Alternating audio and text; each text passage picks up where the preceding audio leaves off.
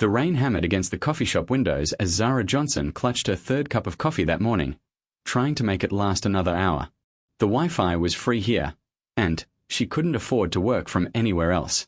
Her laptop screen showed 3 different browser windows, her social work case files, an online tutoring session she was supposed to start in 20 minutes, and a job application for weekend retail work. At 26, she was already an expert at juggling impossible schedules. Her phone buzzed with a text from the hospital billing department. Another reminder about her grandmother's mounting medical expenses. Zara's heart sank as she read the amount due. Even with her 3 jobs, she was barely keeping her head above water. The chemotherapy treatments were experimental and expensive, but they were also Grandma Rose's only hope. She closed her eyes for a moment, remembering this morning's conversation with her grandmother. Rose had insisted she was feeling better, that Zara didn't need to worry so much, but Zara could see the exhaustion in her eyes. The woman who had raised her after her parents died deserved so much better than struggling to pay for life-saving treatment. Outside, the rain was letting up, and Zara knew she needed to head to her second job soon. She was packing up her laptop when a shadow fell across her table. Looking up, she found herself staring at one of the most handsome men she'd ever seen. He was tall, with dark hair that looked expensive to maintain, wearing a suit that probably cost more than she made in 3 months. But it was his eyes that caught her attention. They were desperate. "Excuse me," he said, his voice carrying a slight tremor despite his obvious wealth and confidence. "I know this is going to sound completely insane, but I need to ask you something. May I sit down?" Zara glanced around the coffee shop. It was nearly empty except for a few students and remote workers. This man clearly didn't belong here. Everything about him screamed money and power, from his perfect posture to his expensive watch. She should have said no, should have grabbed her things and left, but something in his expression made her nod toward the empty chair across from her. "I'm Marcus Wellington," he said, extending his hand. The name meant nothing to her, but she shook his hand anyway, noticing how soft it was compared to her own work-roughened fingers. "Zara Johnson," she replied, wondering why her heart was beating so fast. Marcus took a deep breath, looking like he was about to jump off a cliff. "I need to ask you for something that's going to sound absolutely crazy. I need you to pretend to be my wife for 1 week." Zara blinked, certain she had misheard him. "I'm sorry, what?" "I know how it sounds," Marcus rushed on, his perfectly composed facade cracking. "I know you don't know me, and I know this is the last thing you expected someone to ask you today. But I'm desperate, and I'll pay you well for your time." "Are you out of your mind?" Zara asked, but she didn't get up to leave. There was something about his desperation that felt genuine, and God knew she understood desperation. Marcus ran his hands through his hair, suddenly, looking younger and more vulnerable. "My grandfather is dying. He built Wellington Tech from nothing, and he's worth billions now. But he's old-fashioned, traditional. He's been pressuring me to get married for years, saying he won't leave the company to someone who can't commit to anything." Zara listened, fascinated despite herself. She'd heard of Wellington Tech, of course. Everyone had.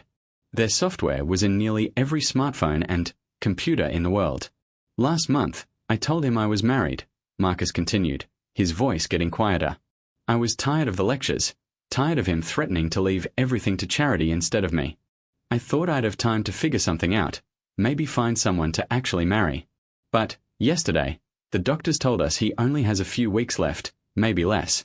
He wants to meet my wife this weekend." "So you lied to your dying grandfather about being married," Zara said slowly. "And now you want to hire a complete stranger to pretend to be your wife." "I know how terrible it sounds," Marcus said miserably. "But if he dies thinking I'm alone, if he changes his will, thousands of people will lose their jobs. Wellington Tech employs over 50,000 people worldwide. I can't let my personal failures destroy all of that." Zara stared at him, trying to process what she was hearing. "Why me? Why not hire an actress or someone you actually know?" "Because you're real," Marcus said simply. "Everyone in my world is fake, polished, performing all the time. When I saw you sitting here, working so hard, looking so genuine, I thought maybe you could help me pull this off. My grandfather is sharp, even when he's sick. He'd see through an actress in seconds. But you..." He paused, studying her face. You have this quality about you that's completely authentic. Zara felt heat rise in her cheeks. You don't know anything about me. You're right, Marcus admitted. But I know you're here at 8 in the morning on a Tuesday, working on what looks like 3 different jobs at once. I know you care enough about whatever you're doing to push yourself this hard. And I know you haven't immediately called security or thrown your coffee in my face, which suggests you're at least a little bit kind. Despite everything, Zara found herself almost smiling. The day is young. I might still throw coffee at you. For the first time since he'd sat down, Marcus's expression lightened slightly. Fair enough. But will you at least hear me out about the details? Zara glanced at her phone. She was going to be late for her tutoring session, but something made her stay in her seat. Maybe it was curiosity, or maybe it was the way Marcus's hand shook slightly as he waited for her answer. Talk, she said. 1 week, Marcus said, leaning forward. We'd have dinner with my grandfather this Friday night, spend the weekend at his estate in the Hamptons, and, then, a few more family events throughout the week. You'd stay in the guest house, completely separate from me. This would be purely professional. And how much is well paid exactly? Zara asked, hating herself for even considering this insane proposition. Marcus named a figure that made Zara's breath catch. It was more money than she'd made in the past year combined. Enough to pay off her grandmother's medical bills and still have money left over for her own student loans. That's... She started, then stopped. That's a lot of money for pretending to be married to someone for a week. It's worth it to me, Marcus said quietly. My grandfather means everything to me. He raised me after my parents died in a car accident when I was 12. He's the only family I have left, and he's spent his whole life building something meaningful. I can't let him die thinking he failed me, thinking I'm going to end up alone and miserable. Something in his voice made Zara look at him more carefully. Beneath all the expensive clothes and obvious wealth, she could see the scared boy who had lost his parents. She knew that particular brand of grief, the way it shaped you forever. What would I have to do exactly? She asked, and immediately regretted the question because it meant she was actually considering this. Be yourself, mostly, Marcus said. We'd need to come up with a believable story about how we met, how long we've been together, that sort of thing. But my grandfather doesn't expect perfection. He just wants to know that I've found someone who cares about me. But I don't care about you, Zara pointed out. I don't even know you. You don't have to actually care about me, Marcus said. You just have to be convincing enough that a sick old man believes you do. Zara was quiet for a long moment, thinking about her grandmother's medical bills, about the job applications she'd been filling out, about the constant stress of never having enough money. This was insane. Absolutely insane. But it was also a solution to problems that had been keeping her awake at night for months. I have conditions, she heard herself say. Marcus straightened up immediately. Name them. First, you pay me half the money up front. I'm not doing this on the promise of payment later. Done. Second, you tell me everything about your family, your background, anything I'd need to know to pull this off. I'm not going in blind. Absolutely. And third, Zara took a deep breath. If at any point I feel uncomfortable or unsafe, I walk away. No questions, no arguments. Of course, Marcus said immediately. I would never want you to feel unsafe. This is just pretend, just performance.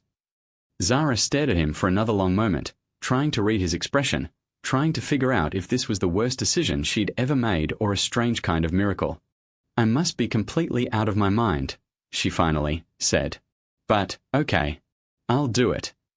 The relief that washed over Marcus's face was so intense that Zara almost believed this really was about protecting his employees and honoring his grandfather's memory. Almost. Thank you, he said, reaching across the table to squeeze her hand. You have no idea what this means to me. But, as his fingers touched hers, something unexpected happened. A little jolt of electricity that had nothing to do with their business arrangement. Zara pulled her hand back quickly, telling herself it was just nerves, just the adrenaline of agreeing to something so completely out of character. When do we start? She asked, trying to ignore the way her skin still felt warm where he had touched her. Tomorrow, Marcus said. I'll pick you up at 7. We need time to get our story straight before Friday dinner. As he stood to leave, he pulled a business card from his wallet and wrote something on the back. That's my personal number. Call me tonight and we'll figure out the details. After he left, Zara sat in the empty coffee shop staring at the card in her hands. Marcus Wellington, CEO, Wellington Tech. And, on the back, his personal number in handwriting that was somehow both strong and elegant. She had just agreed to pretend to be married to a billionaire. She had just agreed to lie to a dying old man. She had just agreed to step into a world so far from her own that she'd need a passport to get there. But she had also just solved her most pressing financial problems in one impossible conversation. And, despite all the logical reasons this was a terrible idea, something deep in her chest felt lighter than it had in months. Zara packed up her laptop and headed to her tutoring session, her mind already spinning with questions about what she had just gotten herself into. She thought about calling her best friend Maya, about asking for advice, but she knew what Maya would say. Maya would tell her this was dangerous and crazy and that no good could come from lying about something so important. Maya would be right, of course. But Maya's grandmother wasn't dying. Maya wasn't drowning in debt despite working every possible hour. Maya had the luxury of making decisions based on what was right instead of what was necessary. As Zara walked through the city streets, she found herself looking at the world differently. Tomorrow, she would start pretending to be married to one of the richest men in the country. Tomorrow, her life would change completely, even if it was just for 1 week. She just hoped she was strong enough to remember it was all pretend when it was over. Zara spent the entire night second-guessing her decision. By morning, she had convinced herself at least 6 times to call Marcus and back out. But every time she reached for her phone, she thought about her grandmother's latest medical bills, about the way Rose had been trying to hide how much pain she was in, about the experimental treatment they couldn't afford. At exactly 7 o'clock, a sleek black car pulled up outside her small apartment building. Zara had been watching from her window, and she saw Marcus get out of the passenger seat to walk up to her building himself. For some reason, she had expected him to send a driver to collect her like a package. When she opened the door, Marcus looked different than he had in the coffee shop. Less desperate, more composed, but also somehow more human. He was wearing dark jeans and a simple grey sweater that probably cost more than her monthly rent but looked casual enough that he could blend in her neighborhood. "Good morning," he said, and his smile seemed genuine. "Ready for the world's strangest crash course in fake marriage?" "I've been ready to back out since about 10 minutes after you left yesterday," Zara admitted, grabbing her jacket and locking her apartment door. "But you didn't," Marcus pointed out as they walked toward the car.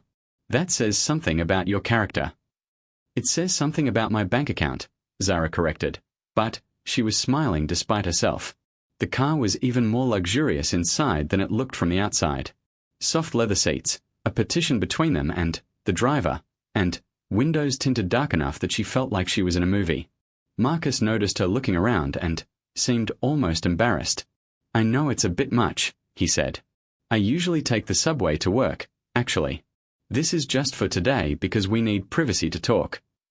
Zara looked at him skeptically. "You take the subway?" "Hard to believe." Marcus asked, grinning. "I'm worth $9 billion, but I still hate being stuck in traffic.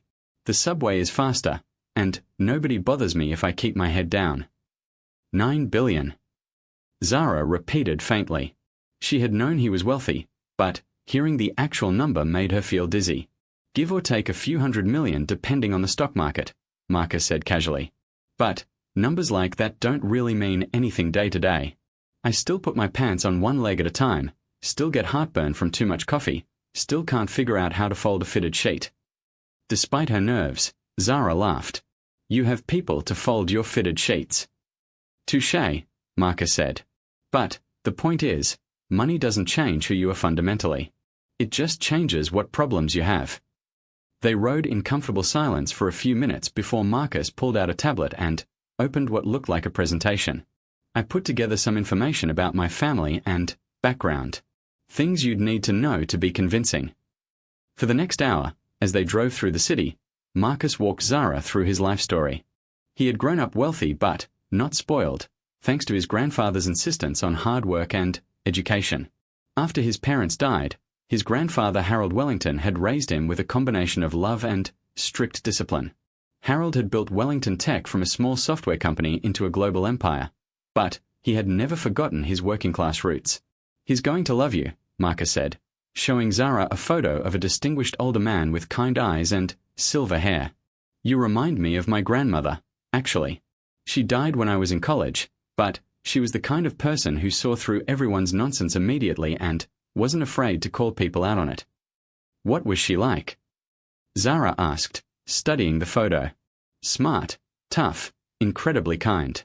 She met my grandfather when he was just a mechanic with big dreams.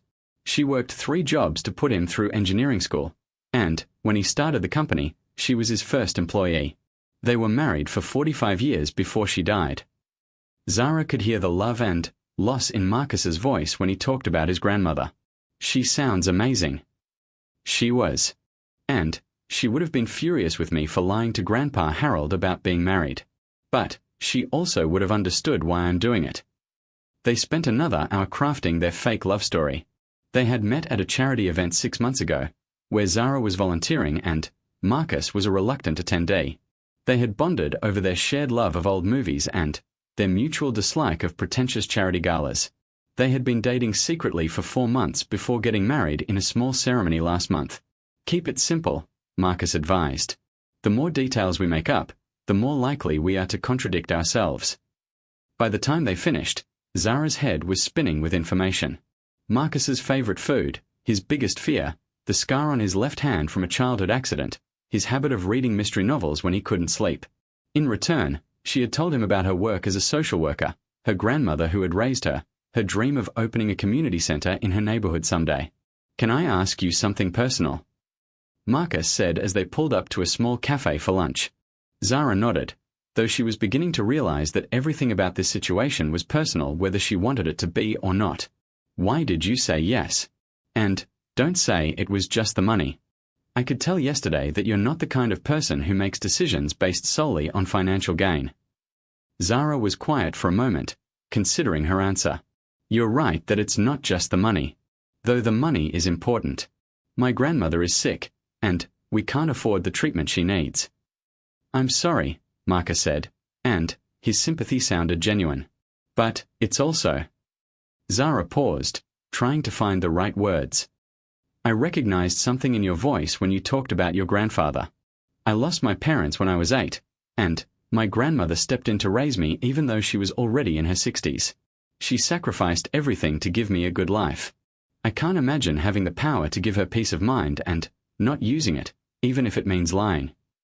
Marcus was looking at her with an expression she couldn't quite read. "You understand," he said softly. "I understand loving someone enough to do something that feels wrong because it's actually right," Zara confirmed. They ate lunch at a quiet table in the back of the cafe, continuing to build their fictional relationship. Marcus told her about his grandfather's love of classical music and crossword puzzles, his tendency to ask probing questions that seemed casual but were actually tests of character. "He's going to ask you about your family, your values, what you want from life," Marcus warned. "He believes in hard work and personal responsibility, but he also believes in taking care of people who can't take care of themselves. Your work as a social worker will appeal to him."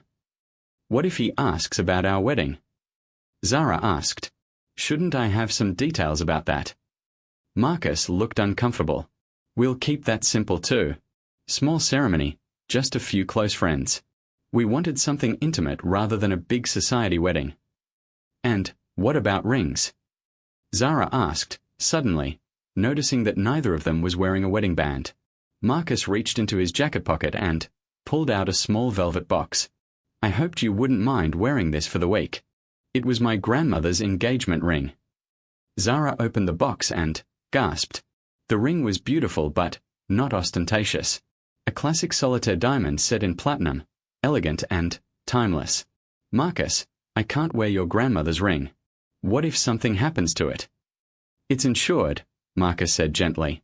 "And, honestly, I think she would have liked the idea of it being worn by someone who understands what we are trying to do." With trembling fingers, Zara slipped the ring onto her left hand. It fit perfectly, which felt like either a good omen or a cosmic joke. "How does it feel?" Marcus asked. "Heavy," Zara admitted. "Like it means something." It does mean something, Marcus said. It means you're helping me give my grandfather the peace of mind he deserves in his final weeks. After lunch, Marcus took her to a boutique in an expensive part of the city. I hope you don't mind, but I thought you might need a few things for the weekend in the Hamptons. Grandpa Harold is old-fashioned, and he'll expect a certain level of formality. The boutique was the kind of place Zara had only seen in movies. Everything was beautiful and clearly expensive, and the saleswoman who greeted them obviously knew Marcus well. Mrs. Wellington needs a weekend wardrobe, Marcus told the woman, and hearing him call her that made Zara's heart skip in a way she didn't want to analyze. For the next 2 hours, Zara was transformed. Beautiful dresses that fit her perfectly, shoes that were somehow both elegant and comfortable, a coat that felt like wearing a cloud.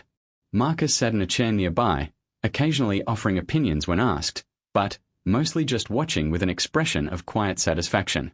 You look beautiful, he said when she emerged in the final outfit, a navy dress that made her feel sophisticated and confident. I look like someone else entirely, Zara said, studying herself in the mirror. No, Marcus said seriously. You look like yourself, just dressed differently. There's a difference. As they left the boutique with more shopping bags than Zara had ever carried in her life, she felt overwhelmed by the surreal nature of her situation. 24 hours ago, she had been a struggling social worker drowning in debt. Now she was wearing a dead woman's engagement ring and clothes that cost more than she usually spent in 6 months. Are you okay? Marcus asked as they got back in the car. I'm terrified, Zara admitted. What if I can't pull this off? What if your grandfather sees right through me? Marcus turned to face her fully. Then, we'll deal with that when it happens. But, Zara, you're not giving yourself enough credit. You're smart, you're kind, you're genuine. Those are the qualities my grandfather values most. Everything else is just window dressing. Easy for you to say, Zara muttered. You've been wealthy your whole life. You know how to navigate this world. Actually, I don't think you're giving me enough credit either, Marcus said quietly. Yes, I've had money my whole life, but I've never had someone in my life who cared about me for who I am rather than what I have. I'm probably going to be just as nervous this weekend as you are. Something in his tone made Zara look at him more carefully. You've really never had a serious relationship. I've had relationships, Marcus said. But they were always with women who were more interested in the Wellington name and fortune than they were in me. It gets exhausting after a while, wondering if anyone will ever see you as more than a bank account. Is that why you lied to your grandfather in the first place? Zara asked gently. Marcus was quiet for a long moment. Partly.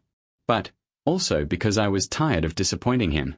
He and my grandmother had this incredible love story, this perfect marriage.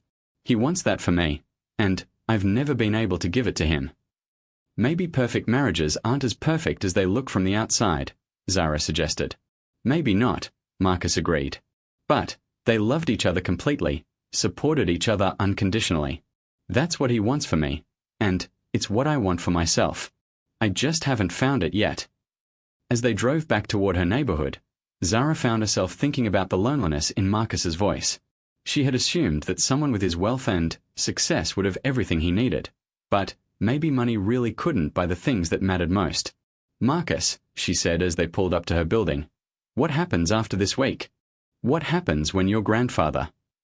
When he dies? Marcus finished. I don't know. I suppose we'll get divorced quietly, and I'll go back to being the disappointing bachelor grandson he always worried about. But you'll have the company. You'll be able to protect all those jobs you mentioned. Yes, Marcus said. That part will be worth it. As Zara got out of the car with her shopping bags, she realized that somewhere during their day together, this had stopped feeling like a simple business transaction. She was beginning to care about Marcus as a person, to understand the pain behind his desperate request. I'll see you Friday, she said, leaning down to speak through the car window. See you Friday, Mrs. Wellington, Marcus replied with a smile that made her stomach flip.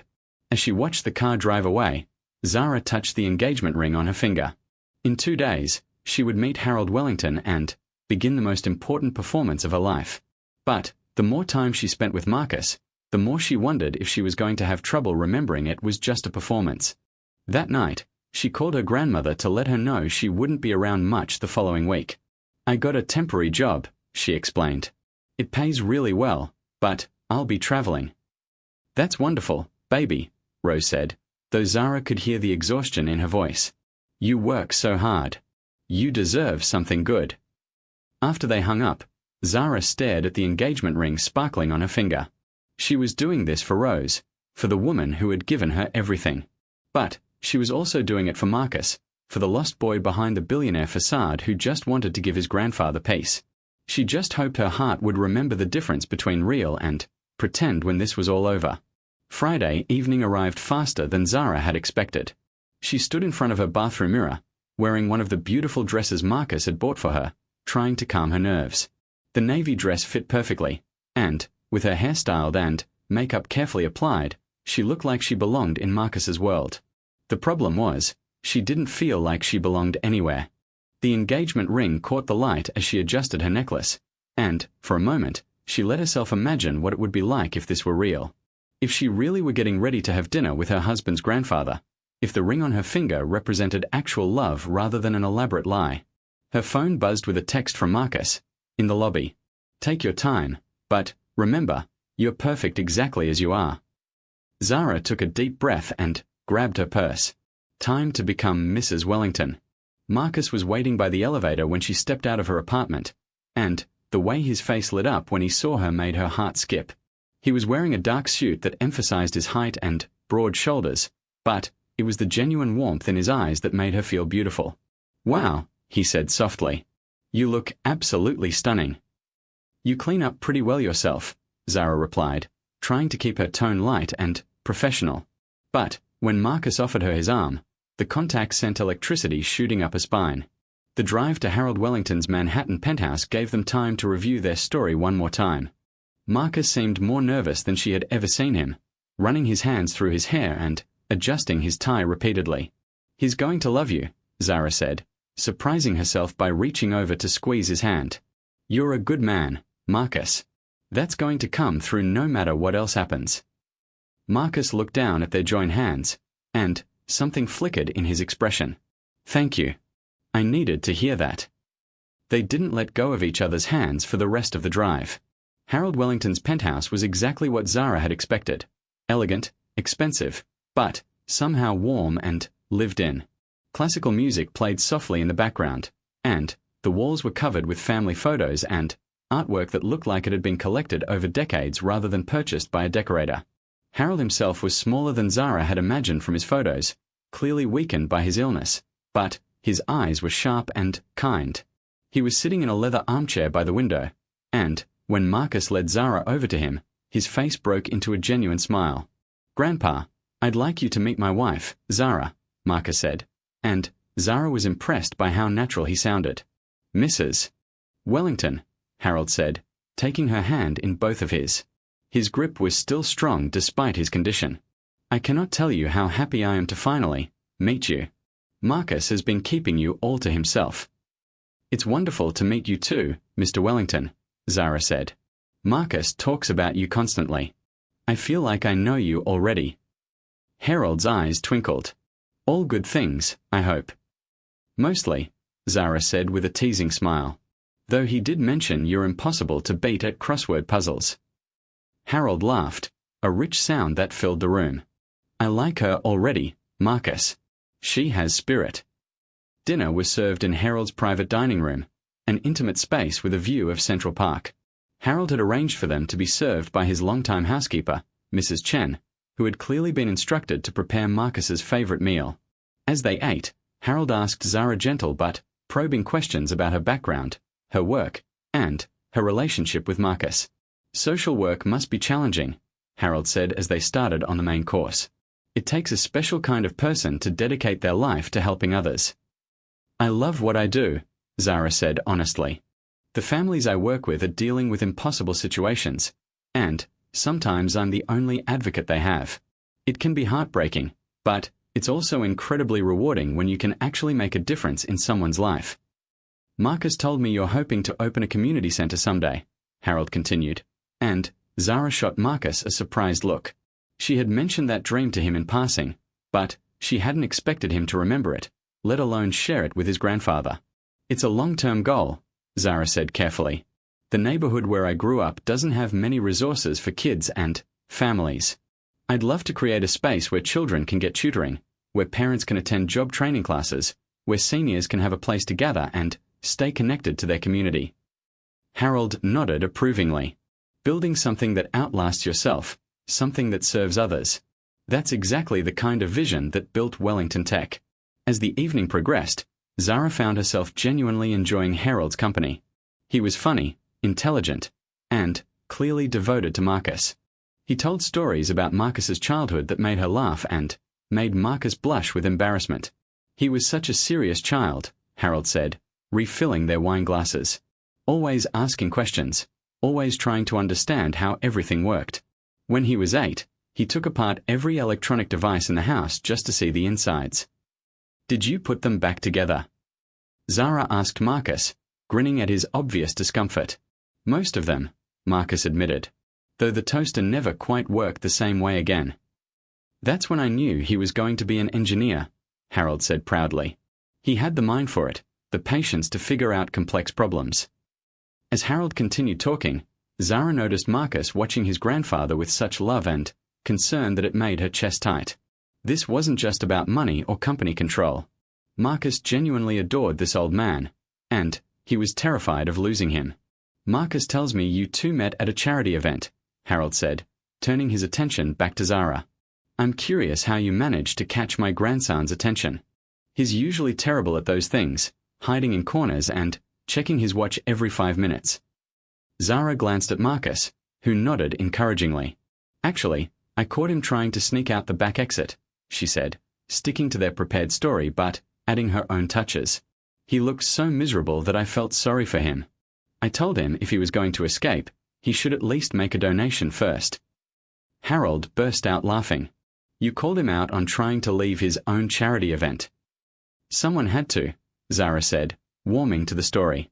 He was being completely antisocial. I figured if he was going to be there, he might as well actually participate. And then, what happened? Harold asked, clearly delighted. Marcus picked up the story. She dragged me back inside and made me help her serve dinner to the homeless families we were hosting. By the what happens when a desperate billionaire's fake marriage proposal to a complete stranger becomes the most real thing in his life.